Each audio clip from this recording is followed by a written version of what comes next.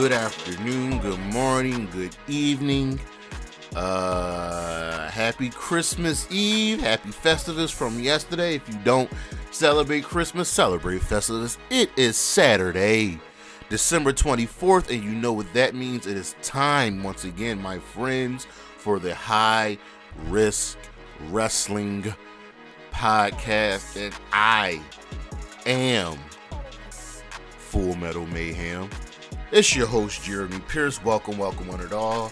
Got the Eagles on the screen. Sixers won last night, and we only have one more show left after this. Can you believe it? As always, check me out on my socials, Charismatic Creations on Facebook, Tumblr, and YouTube. Charismatic_Creations52 on Instagram, and the 215 on Twitter.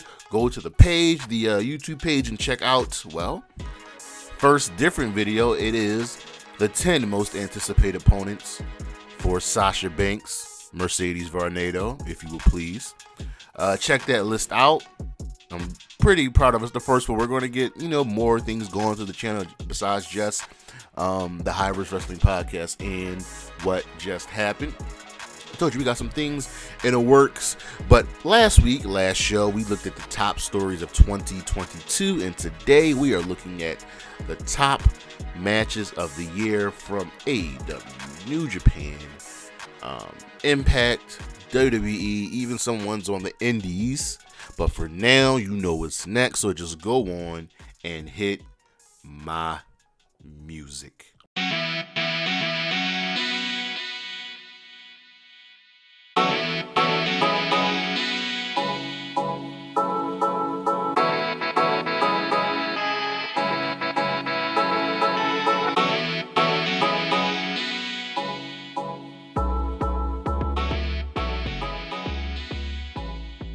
So, we're in the Christmas season, obviously. So some of the news, nothing crazy, nothing major.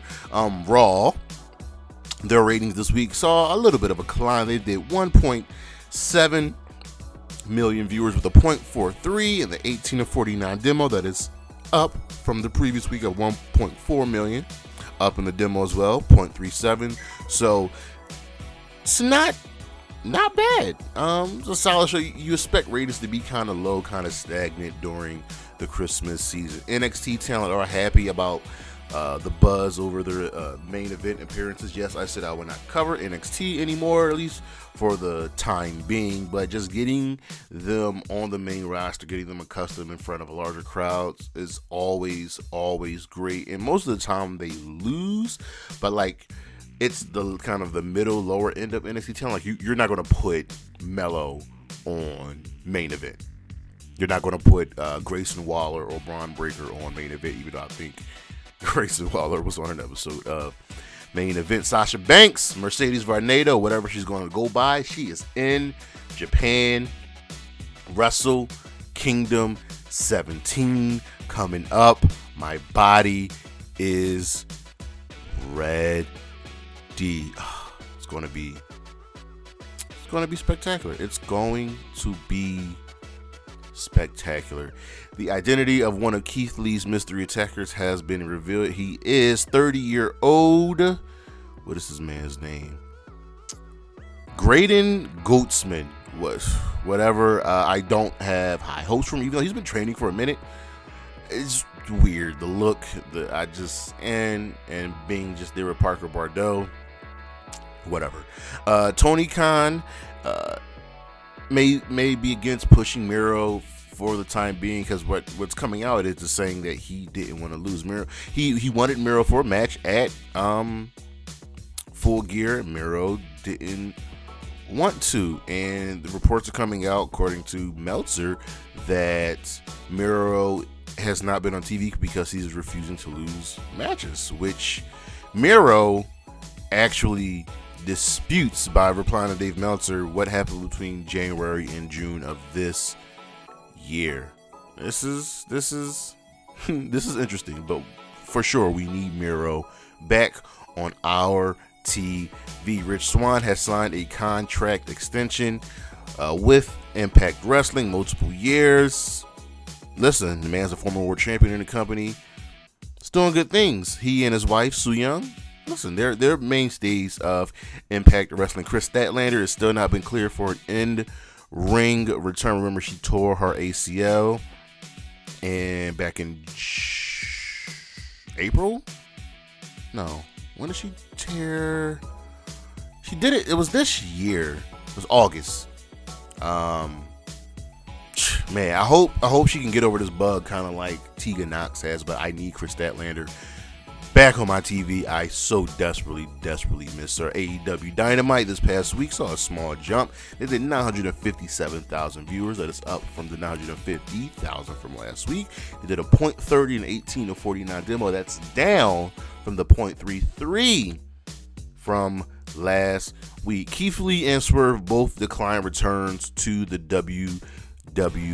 We know that they wanted Swerve to be back in Hit Row. He was like, nah. And Keith Lee just didn't like pretty much how he was treated over there. So, and they're doing just fine in AEW. AEW's also locked down a new, filed a new trademark for an event, possibly called Wrestle Bowl.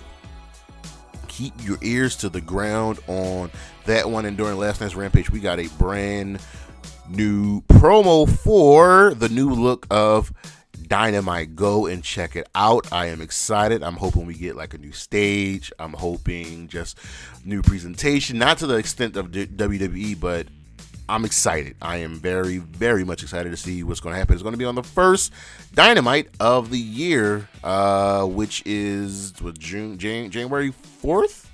I'm excited, man. I'm excited, but that's the news, and we shall be right back.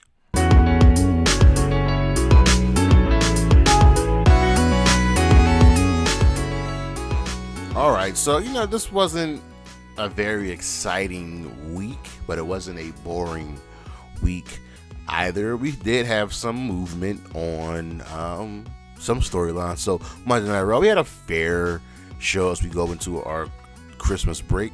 We open up with a pre-taped promo from Roman Reigns saying he is done with Kevin Owens and the Bloodline. Just wreak havoc on Raw, beating up anyone and everyone that they see. And this is something that Adam Pearce has to deal with. We've got a little tease of MVP wanting to do some business with Bobby Lashley. The Street Profits defeated the Judgment Day, which leads to an intergender match of Rhea Ripley defeating Tozawa. And this really wasn't a wrestling match. It was more just Tozawa countering Rhea and her winning. Nothing to the level of Candice LeRae and PWG. That will probably never happen in the WWE. The OC defeated the Alpha Academy. We had a sit-down interview with Alexa Bliss and Bianca, and it ends with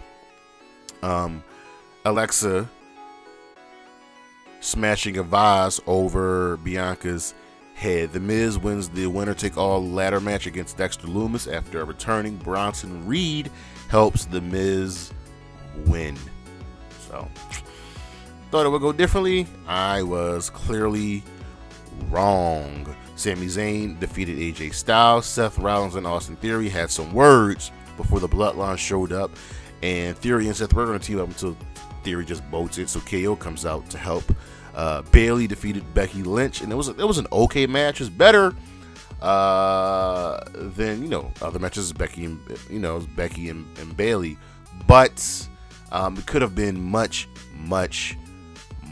better. We know what these women can do. Hopefully we'll get more from them. And in the main event, Kevin Owens and Seth Rollins defeated the Usos clean. Let that sink in. And the Usos may be the longest running tag team champions in history, but they've lost their fair share of matches. I'm just saying over on Dynamite, a rare women's main event absolutely positively steals the show. And this is the same show that had the Elite and the Death Triangle face each other in a no DQ match. But Dynamite opened up with a Ricky Starks promo vowing to climb himself back into championship contention. The JAS shows up and they want him to join. They see potential in him, and Ricky's like, nah, I'm good. And he runs them down, spitting heat.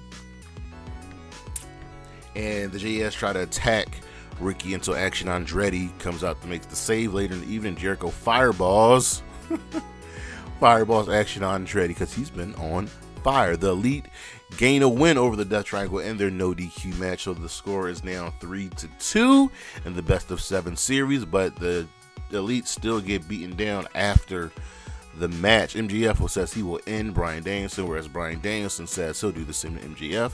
Ethan Page and Stokely Hathaway come out, and they're coming for Danielson because, well, he ruined their world title shot. Hook wins a squash, but the Firm, after the match, chokeslammed Jungle Boy into a trash can. Jon Moxley defeated Darius Martin. This wasn't that great. The Guns defeated FTR in a shocking win. Rick Ross and Swerve, in such a random segment, take out Keith Lee. Swerve has himself a new faction with the mention of the Goats Boy and Parker Bordeaux. So then we need to know why Parker Bordeaux isn't with the Trustbusters anymore. Jamie Hayter and Hikaru Shida, main event, Women's Championship. An absolutely amazing match. This is only the 4th women's main event in AEW Dynamite's history. It's awesome. Please go and watch this match. And you knew it was going to be great because you know what Shida can do, and you know what we figured out what Jamie can do. Just go back. I can't stop gushing about this match. Just go back and watch it, y'all. In our Impact Corner, the Death Dolls retaining the Tag Team Championships against Deonna Purrazzo and Giselle Shaw. Looks like we're going to start building up a feud between Deonna and Giselle. The Design take out Sami Callihan. Michael Bailey defeated Yuya Uemura. There will be a fatal 4-way at Hard to Kill for the tag team titles, the men's tag team titles, that is. Bully Ray takes out Tommy Dreamer. Josh Alexander will keep Bully Ray in a Full Metal Mayhem match at Hard to Kill. Rich Swann and Steve Macklin ends in a double countout, but they continue to brawl through the match. And in our main event, Mickie James and Jordan Grace defeated Tasha Steelz and Savannah Evans. Mickie kicked Grace after the match. I'm telling you, Mickey's going to turn heel. I'm just letting y'all know that. Over on SmackDown, we had an okay pre-taped episode. Roman Reigns and Sami Callihan, along with the Bloodline, reassure themselves a victory next week over Kevin Owens and John Cena. The Usos retain the tag team titles against Hit Row. Raquel Rodriguez wins a number 1 contenders gauntlet match.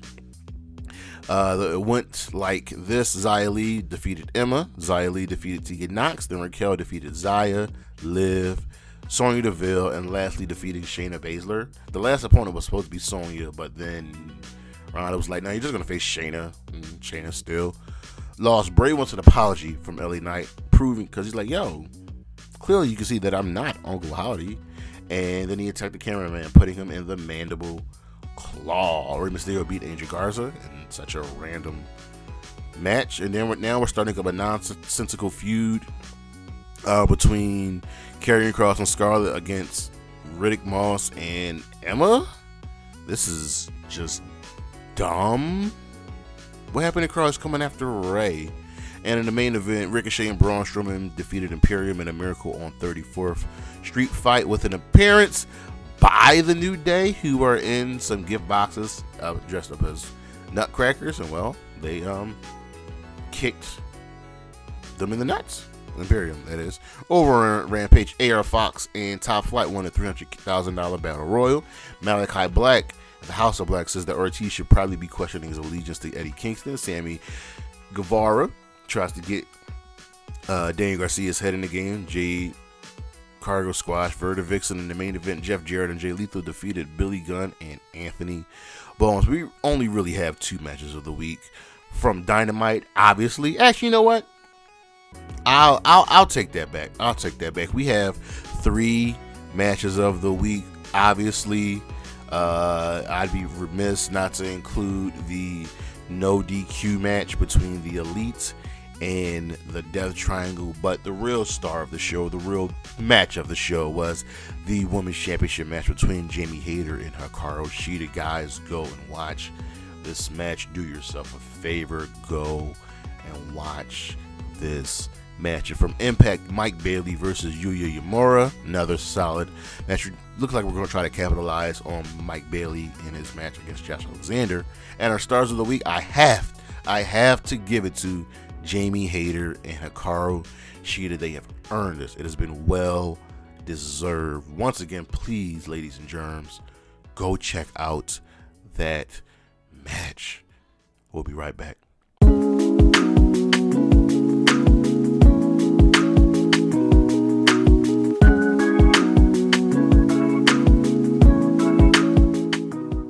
No, I won't be before you very long, but it is now that time of the year where we take a look back and we have to look at the best matches of the year.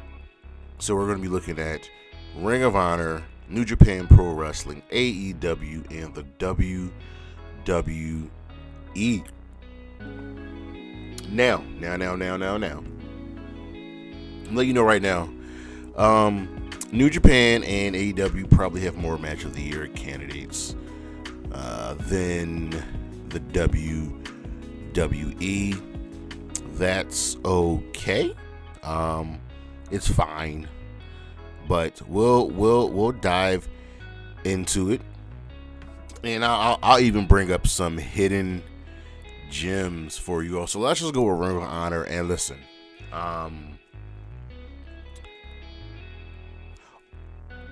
The three best Ring of Honor matches all feature the same four people, and I think you know who I'm referring to. So let's go back to April 1st, Friday. Super Card of Honor 15 WrestleMania weekend, and the first of our trilogy, FTR versus the Briscoes. And to say that this match lived up to expectations and then some, that might be an understatement, because these two teams also wrestled each other 2 more times this year. Saturday, July 23rd at Death Before Dishonor. And that was a 2 out of 3 falls tag match. Remember, at Supercard of Honor, FTR defeated the Briscoes for the tag team championships, and then they retained the championships in that 2 out of 3 falls tag match. But, and what might be my match of the year, FTR and the Briscoes fought one more time Saturday, December 10th at Final Battle for the tag team championships in a double dog collar match. Crazy. I don't feel I don't really want to subscribe to recency bias, but this double dog collar match was everything. It was the year of storytelling. We got the best of both worlds from these two teams, and it was so bloody. It was so brutal. And tag team wrestling. This is tag team wrestling. I really can't rave enough about it. Seriously, I can't rave enough about it. If I had to pick any more wrestling matches from Ring of Honor, let me go to the tail of the tape, ladies and germs. What do we have? Let's see. We have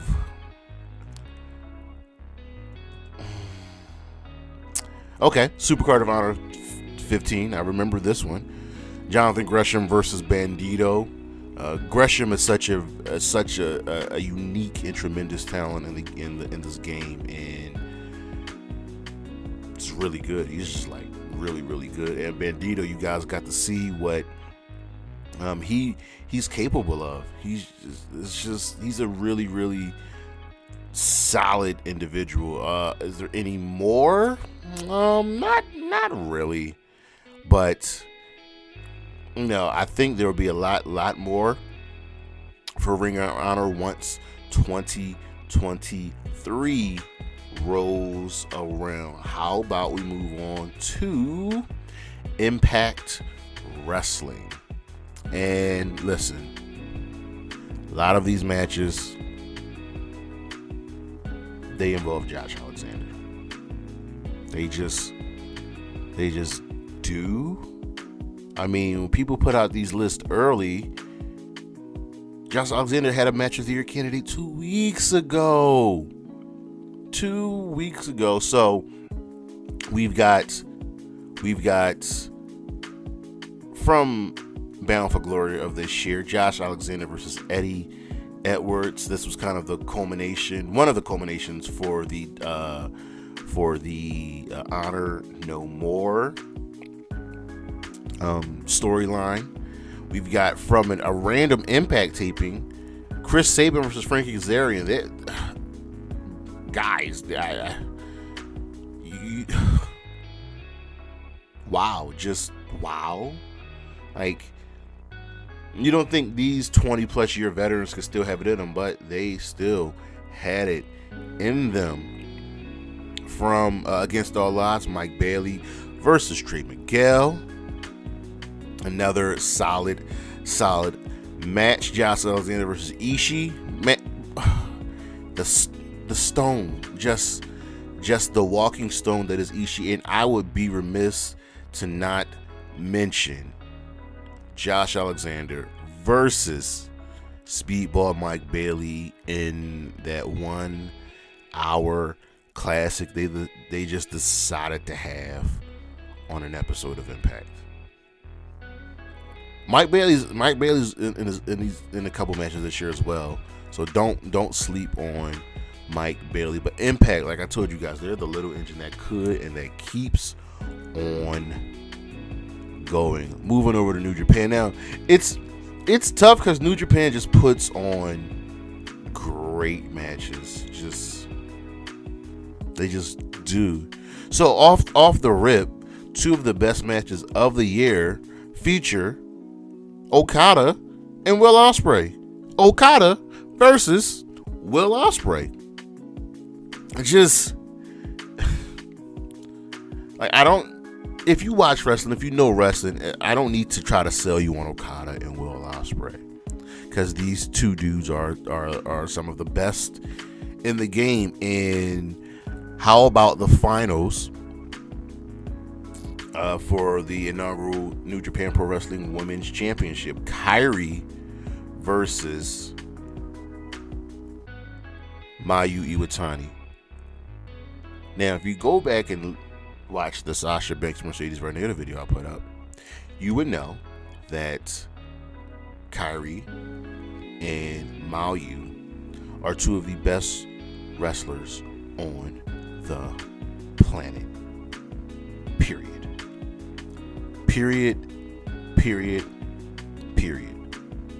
And if you want to run down a list of, like, yes, a lot of the matches this year in New Japan feature Okada, Will Ospreay, Zack Sabre Jr., Ishii, United Empire, Jay White. But don't let anyone really tell you differently. Kairi and Mayu put on a banger of a match, and that's what they'll continually do, because they are just that damn good. Moving over to All Elite Pro Wrestling, and they've got bangers on top of bangers on top of bangers. on top of bangers. Yeah, they do. So where do we start? I'll give a beautiful honorable mention to Chris Jericho versus Ishii on the Thanksgiving Eve Dynamite. And the thing I like is that AEW had a nice eclectic mix of matches. I'm putting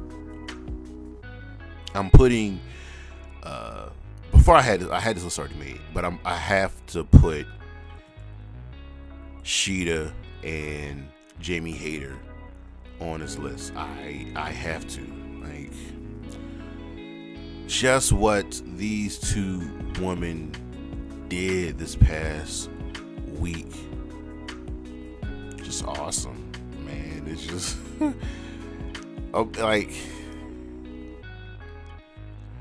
that's what women's wrestling can be. And you can have so much, a lot of different changes here in it all. So, but first things first, I'll give another honorable mention to the 6-man tag, United Empire versus the Death Triangle. Just awesome. But when we get to the nitty gritty of it, first, Shida versus Jamie Hayter, AEW Women's World Championship. Bro. Yeah. That's what they do. Go to All Out. Keith Lee and Swerve taking on the Acclaimed, defending the AEW Tag Team Championships. And this is one of those times where you might have to call an audible, because the Acclaimed should have walked out of their champions. It's just amazing. CM Punk, MJF, the dog collar match.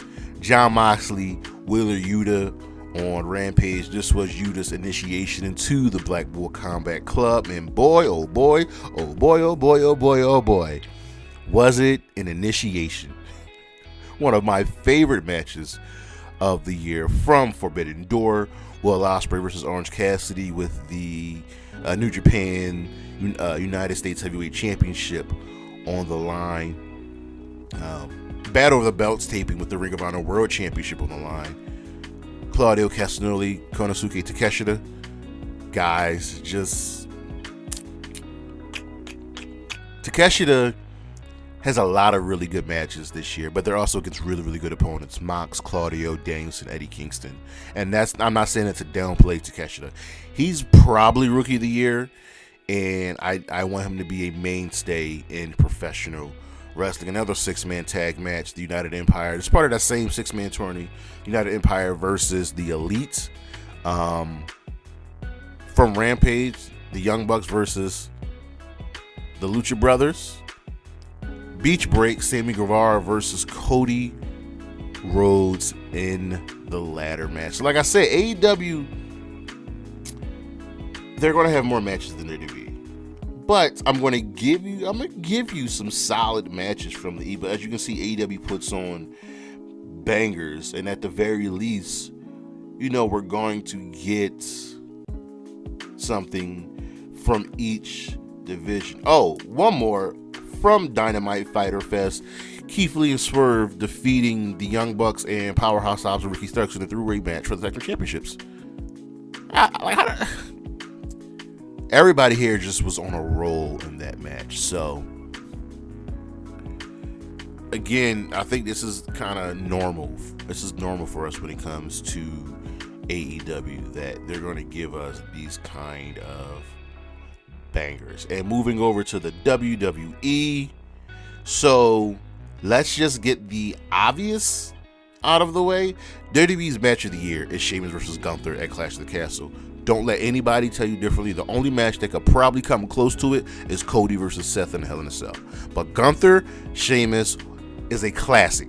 It's going to go down as an all-time classic. Period. Just, Everything that these two men worked hard for, their careers led up to this moment. It's damn near impossible for Gunther to have a bad match at this point.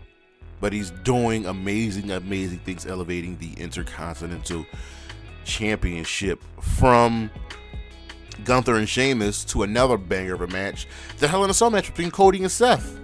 As you know, Cody had that torn pec, and once it's torn off the bone, there's not much more damage you can do.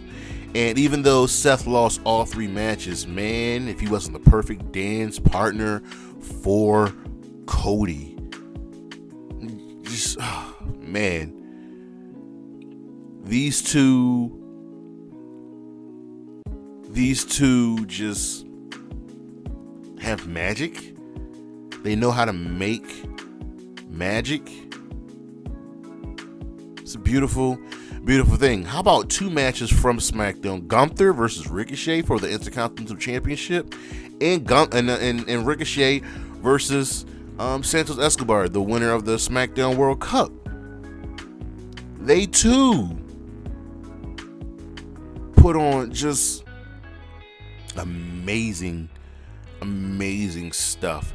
And as much as I hate it, as much as I hate this guy with such a burning passion in my soul, gotta go with Roman Reigns and Logan Paul at Crown Jewel. As much as I hate Logan Paul, and I think he's trash, I think he's scum, I think he's the worst of the worst of the worst. It's a fantastic match.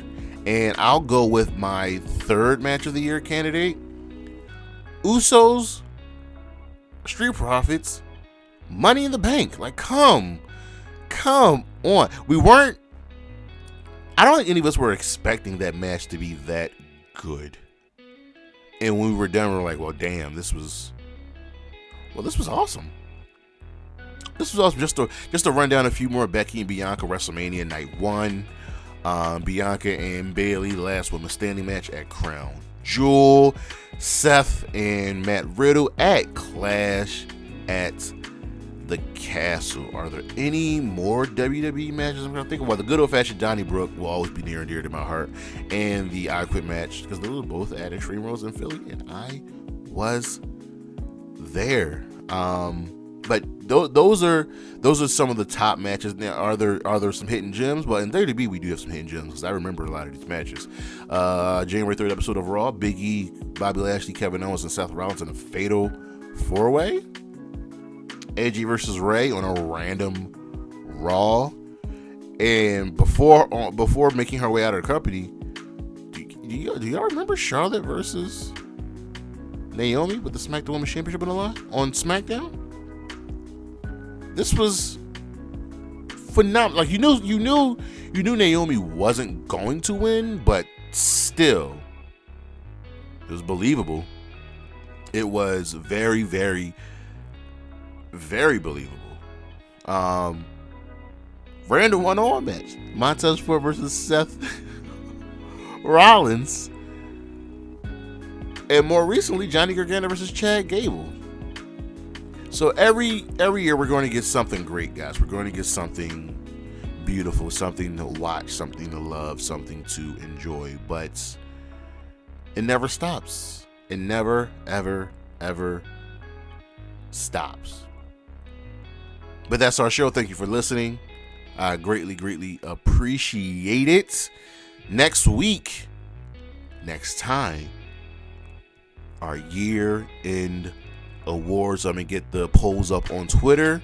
And I think I settled on the categories. So they are Underrated Wrestler of the Year, Breakout Star of the Year, Promo of the Year, Return of the Year, Storyline of the Year, Rookie of the Year, Heel of the Year, Face of the Year, Tag Team of the Year, Male Wrestler of the Year, Female Wrestler of the Year, Match of the Year. And we'll probably break those down into Best One-on-One Match, Best Tag Team Match, Best Men's Match, Best Women's Match, and Best Gimmick Match. And our Wrestler of the Year. Those will be the year-end awards coming next week. Check me out on the socials, Charismatic Creations on Facebook, Tumblr, YouTube, Charismatic_Creations52 on Instagram, the 215 on Twitter, and as always, Zaya Lee, Wendy Choods, Shanti Blackheart, Gigi Dolan. Holla at your boy. Peace.